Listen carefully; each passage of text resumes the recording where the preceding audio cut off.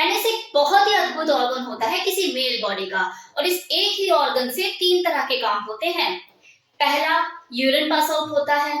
दूसरा, sexual activity इसके बिना पॉसिबल नहीं है। अगर आप कर भी लो उसके बावजूद भी एक अनसैटिस्फैक्शन सा रहता है, अधूरापन सा रहता है। तीसरा, रिप्रोडक्टिव फंक्शन इसके बिना पॉसिबल नहीं है। अगर आप अपने जैसी संतान पैदा करना चाहते हैं तो आपको इस पेनिस की जरूरत पड़ेगी ही पड़ेगी। तो इन तीनों कार्यों में पेनिस का बहुत ही इंपॉर्टेंट रोल होता है, और यही वो रीजंस हैं जिसकी वजह से कोई आदमी अपने पेनिस की हेल्थ को लेके बहुत ज्यादा चिंतित रहता है, और कभी कभी तो बहुत ज्यादा ओवर कॉन्शियस भी हो जाता है, ये सोच सोच कर कि यार मेरा जो पेनिस का साइज है वो ठीक है या नहीं, इसकी थिकनेस ठीक है या नहीं, या ये और ज्यादा लंबा हो सकता है या नहीं। उसके बाद में एक ही चीज रहती है, यार मैं किसी फीमेल को सेटिस्फाइड कर पाऊंगा या नहीं, या कर सकता हूं या नहीं। रीजन चाहे कुछ और हो, लेकिन वो लेकर जाएगा अपने पेनिस के ऊपर ही। शायद मेरा पेनिस का साइज ठीक नहीं है, इतना लंबा नहीं है, मैं किसी को सेटिस्फाइड नहीं कर सकता हूँ। इनफैक्ट जो नए नए लड़के जवान हो रहे होते हैं, जो ग्रोइंग एज में होते हैं, उनके अंदर तो एक क्यूरियोसिटी और ज्यादा हावी हो रही होती है कि यार पेनिस का एक्यूरेट साइज कितना होना चाहिए, क्या मेरा साइज ओके है। तो आज मैं आपको इस वीडियो में पेनिस से रिलेटेड कुछ ऐसे फैक्ट्स के बारे में बताऊंगी जिससे आपकी सारी शंकाएं, सारे डाउट्स क्लियर हो जाएंगे। तो इस वीडियो को लास्ट तक देखिएगा। तो पहला, ग्रोथ ऑफ पेनिस। सबसे पहले पेनिस की लंबाई बढ़नी शुरू होती है, उसके बाद उसकी चौड़ाई। पेनिस की ग्रोथ जो होती है वो 10 से 14 साल के अंदर होना शुरू होती है, और 16 से 21 साल के दौरान वो फुली डेवलप हो जाता है। ये एक मेल की प्यूबर्टी का टाइम होता है जब उसकी बॉडी के अंदर चेंजेस आने शुरू होते हैं। तो उस वक्त ना सिर्फ उसके पेनिस में चेंजेस आते हैं, बल्कि उसके अदर बॉडी पार्ट में भी काफी बदलाव आता है। उसकी हाइट बढ़नी शुरू होती है, उसको मसल गेन होने लग जाता है, साथ ही साथ उसकी आवाज में भी थोड़ा भारीपन आ जाता है। इसके साथ ही साथ उसको मॉर्निंग वुड जैसी चीजें होनी शुरू हो जाती है, वेट ड्रीम्स उसको आने लग जाते हैं, सेक्सुअल फीलिंग उसके अंदर आने लग जाती है, प्यूबिक हेयर्स की ग्रोथ होना शुरू हो जाती है, टेस्टिकल्स का साइज भी ग्रो होने लग जाता है, और ये सारी चीजें कंप्लीटली नॉर्मल हैं। प्यूबर्टी के टाइम पे जब पेनिस की ग्रोथ होना शुरू होती है, उस वक्त अगर आप थोड़ा सा अपने ऊपर ध्यान दे लें तो आप अपने पेनिस का साइज बढ़ा सकते हो, इंक्रीज कर सकते हो, वो भी नेचुरली। इसके लिए आपको क्या करना होगा, एक हेल्दी वर्कआउट अपने डेली रूटीन में ऐड करना होगा। वीक में 2 बार आपको ऑलिव ऑयल से मसाज करनी होगी अपने पेनिस के, अपने जेनिटल्स की, और इसके साथ आपको हेल्दी डाइट ऐड करना होगा। मतलब ये चाट पकौड़ियां होती है ना, उसको खाने की बजाय हेल्दी डाइट आपको ऐड करना होगा। आप किसी डाइटिशियन की भी मदद ले सकते हो। वो जो लड़के नए नए जवान हो रहे होते हैं, जो ग्रोइंग एज में होते हैं अपने, उनके दिमाग में हमेशा एक शंका रहती है कि यार मैं अपने पेनिस का जो मेजरमेंट है, जो साइज मेजरमेंट है, वो कब करूं, किस वक्त करना सही रहेगा। हैंगिंग पोजीशन में एक्यूरेट साइज निकलेगा, या फिर जब वो इरेक्ट हो जाता है उसे मानूं कि वो सही साइज है। तो ये हैंगिंग पोजीशन में आप जब भी अपने पेनिस के साइज की मेजरमेंट करेंगे, वो साइज हमेशा आपको कम ही मिलेगा। तो अगर आपको अपने पेनिस का सही साइज जानना है, तो जब वो इरेक्शन पोजीशन में हो, इरेक्ट हुआ हो, तब आप उसकी मेजरमेंट करें, वो आपका एक्यूरेट साइज होगा। किसी भी फीमेल को सेक्सुअली सैटिस्फाइड करने के लिए पेनिस का साइज मैटर नहीं करता, इस बात को गांठ बांध लो। पेनिस का साइज किसी का छोटा है या बड़ा है, वो उसकी फिजिकल एबिलिटी को नहीं दर्शाता। ऐसा नहीं है कि अगर कोई बड़ा लेकर बैठा है तो वो ओलंपिक में जाके गोल्ड मेडल जीत ही लाएगा, तो ऐसा बिल्कुल नहीं है। नाउ नेक्स्ट पॉइंट, आपके पेनिस का साइज चाहे छोटा हो या बड़ा हो, वो रहेगा गूंगा ही, आपको कभी कुछ नहीं कहेगा। तो उसकी हेल्थ का पता आपको खुद लगाना पड़ेगा कि वो हेल्दी है या नहीं। और वो आप कैसे पता लगाएंगे, ऑब्जर्व करके, सेक्सुअली एक्टिव होकर, कि इरेक्शन हो रहा है या नहीं हो रहा है, आपको मॉर्निंग वुड हो रहा है या नहीं हो रहा है, या फिर इरेक्शन के टाइम पे या सेक्सुअल एक्टिविटी के टाइम पे आपको कहीं कोई पेन तो नहीं हो रहा है। अगर सेक्स के दौरान आपको पेन नहीं रहता है पेनिस में, और वो फुल इरेक्ट रहता है जब तक ऑर्गेज्म तक ना पहुंचे, it means it's absolutely fine. Halwa शलवा बांटो, आप हेल्दी हैं। अब बात करते हैं कि पेनिस की ग्रोथ पर किन किन चीजों का प्रभाव पड़ता है। तो देखिए हेरिडिटी का तो प्रभाव पड़ता ही है, क्योंकि इंडियन मेल का जो एवरेज साइज होता है जेनिटल का वो 4 और 4.5 के बीच में होता है। लेकिन आपने सुना होगा कुछ लोगों को बोलते हैं कि मेरा तो 5 है, मेरा तो 6 है, मेरा तो 7 है। तो उस केस में देखिए हेरिडिटी का भी रोल होता है। और जो दूसरा प्रभाव किसी की पेनिस की ग्रोथ पर पड़ता है वो होता है हार्मोन्स का। अगर उस प्यूबर्टी के टाइम पे, उसकी ग्रोइंग एज के टाइम पे अगर उसके हार्मोन्स मतलब टेस्टोस्टेरोन जिसका हार्मोन होता है उसका लेवल अगर लो है तो उसका जो पेनिस का साइज है वो छोटा रह जाएगा।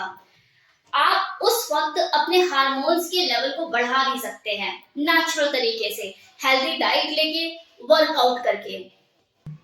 अब बात करते हैं कि ऐसे वो कौन से रीजन है या कौन से फैक्टर हैं जिनकी वजह से एक जो मेल जिसका साइज बड़ा होता है वो भी छोटा दिखाई दे रहा होता है, और वो खुद भी एक डाउट में ही होता है कि यार मेरा साइज लगता है छोटा ही है। तो ऐसा किसके साथ होता है?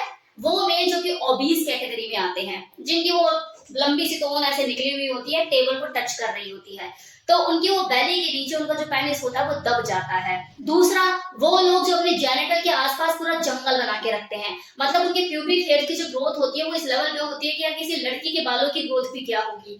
तो ऐसे में क्या होता है, उनका जो पेनिस होता है वो बालों में छुप जाता है और जो उसका साइज होता है वो छोटा दिखाई दे रहा होता है। तो ऐसे लोग जो कि अपने प्यूबिक हेयर्स को ट्रिम नहीं करते, किया कीजिए, ना सिर्फ इसलिए कि आपका पेनिस का साइज बड़ा दिखे, बल्कि इसलिए भी क्योंकि वो हाइजीनिक पर्पस से सही है। अपनी साफ सफाई करिए, क्लीन रखिए उस चीज को।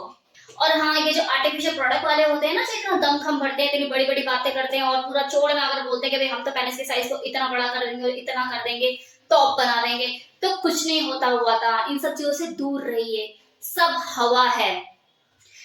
पेनिस के साइज के बारे में ओवर कॉन्शियस होना मतलब आप अपनी पीसफुल लाइफ में, अपनी सेक्सुअल लाइफ में डिस्टरबेंस क्रिएट कर रहे हो।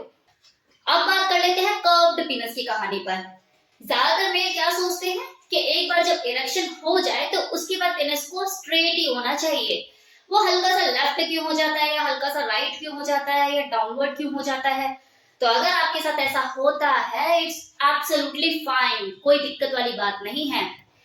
टेंशन आपको तब लेनी चाहिए जब कर्व्ड जरूरत से ज्यादा हो, और जब आप सेक्सुअली परफॉर्म कर रहे हो तो आपको दर्द हो रहा हो, पेन हो रहा हो, आप ढंग से परफॉर्म ना कर पा रहे हो, इंसर्ट ही ना कर पा रहे हो, दिक्कत आ रही है, तो उस वक्त आप खुद डॉक्टर ना बने, डॉक्टर से कंसल्ट कीजिए।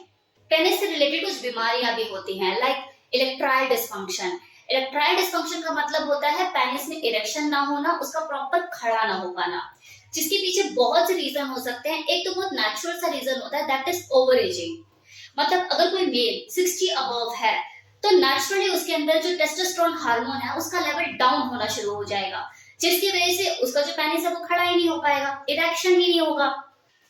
इसके अलावा अगर आपकी एज कम है और उसके बावजूद भी आपके पेनिस में वो इरेक्शन नहीं होता है तो सोचने की जरूरत है।